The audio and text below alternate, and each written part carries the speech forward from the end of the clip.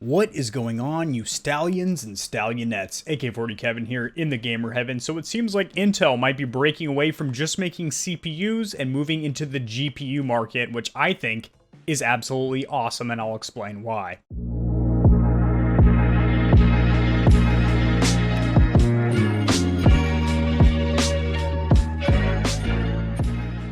Alrighty guys, share my screen here. I have an article pulled up with some pretty highlights on it and whatnot. Anytime I cover any kind of news or article, I will have my sources cited in the description down there below if you want to read this article in its entirety to educate yourself a little bit further onto the topic at hand. So, Intel, as you guys probably know, makes some pretty awesome CPUs or central processing units.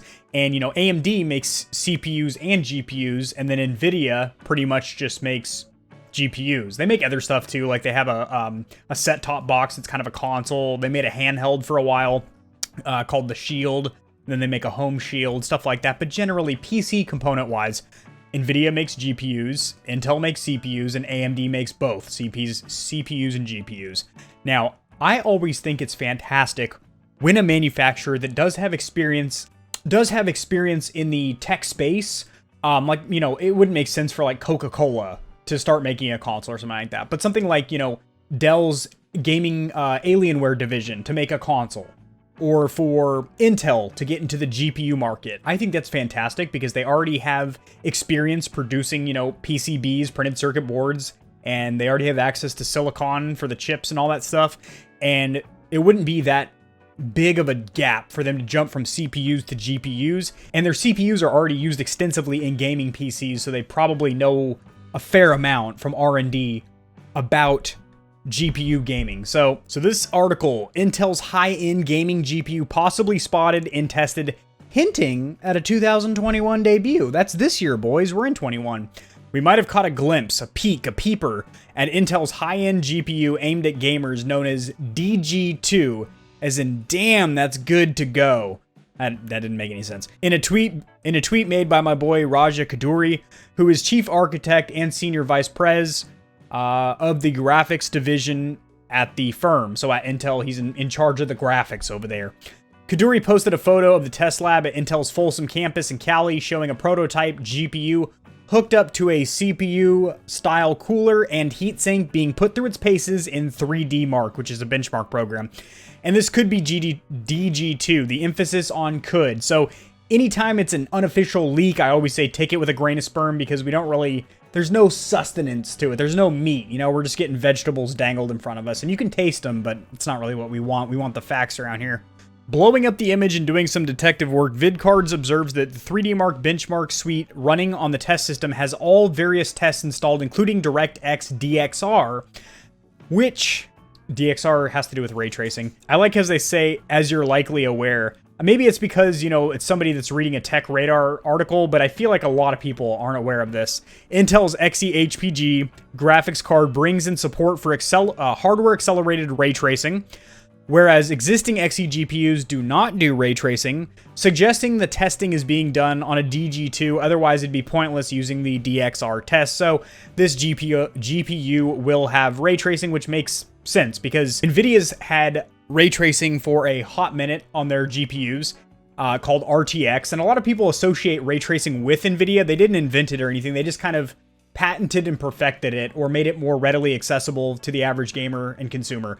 AMD now has their ray tracing. What's that called again? Okay, well, I can't find a name for their hardware integrated ray tracing, but AMD is now baking ray tracing into their GPUs and the 6000 series cards, so like the 6800, 6900 XT, all those, their current cards. Now the consoles, the 9th generation consoles, our current gen consoles, the Series X, Series S even, and the PlayStation 5 that run on AMD APUs, which is a CPU and GPU together, they all have hardware-driven ray tracing built on board as well. So ray tracing is becoming, I'm not going to say the norm, but all of the current generation flagship gaming products do have ray tracing, as it does look phenomenal.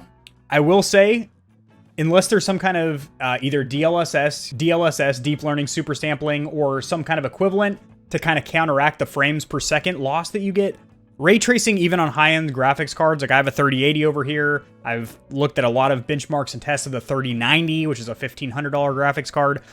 Ray tracing knocks off a solid like 30 to 50 frames per second, depending on the title and the settings. That's pretty big. That's what she said.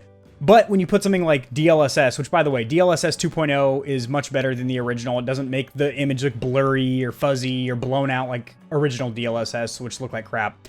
It actually looks really, really good. It's sometimes even better than the native image, which is insane because it's a smaller, it's like a 1080p image to 1440 or 1440 to 4K or 4K to 8K. It's basically expanding the image by rendering it multiple times in the background. But it actually looks really, really good. And that can kind of counteract a little bit the frames per second loss that you take with ray tracing. And I do believe that the DG2, which stands for the Dong Gapper times 2, I don't think that's what it stands for, but it is going to have some kind of super sampling, you know, whether it's DLSS or AMD now has their own equivalent called Fidelity FX, which is like DLSS, to kind of work hand in hand with their ray tracing as well. So I think that should be baked in with the DG2.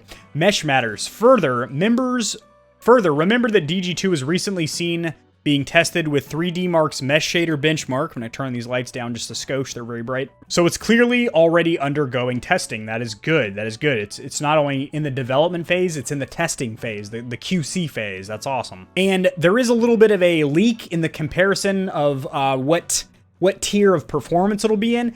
It's saying it's most likely going to be a 3070 rival. So Nvidia's GPU lineup, they have the 3060, the 3060 Ti, the 3070, the 3080, and the 3090. So the 3070 is kind of the middle ground.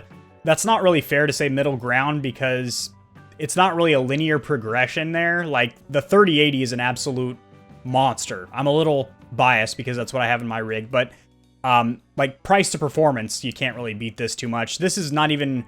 The 3090 is a $1,500 card, and it can be used for gaming, but that's not really its primary purpose. It's more of a productivity workstation, 4K video editing, and deep learning and stuff like that. And then the 3070 is like a strong step up from the 2070 of last generation. The 3060 Ti craps all over like the 2060 Super of last generation. So like these are good cards.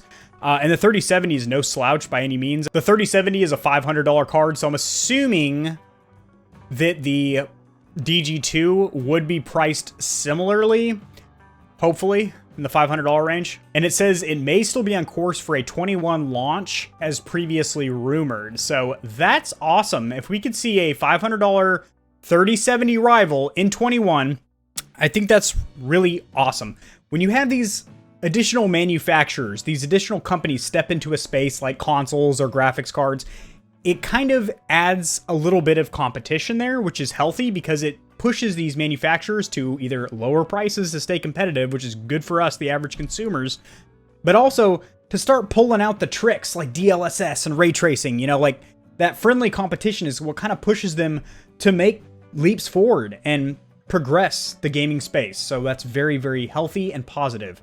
So that's good. I'm glad that Intel potentially is getting into the GPU game here. Drop in the comment section below your guys' opinion. Are you excited about this, that there might be a third competitor in the GPU space? If you guys enjoy this video, is informative and entertaining, liking the video helps it to get seen by more people. Kind of tickles the YouTube algorithm down there in the nether regions, which helps to boost my channel up, and I greatly, greatly appreciate that. Subscribe for more content like this. I cover a lot of news in the gaming community and industry, as well as a lot of tutorials helping you guys get set up streaming and YouTubing, and I'll see you guys in the next video.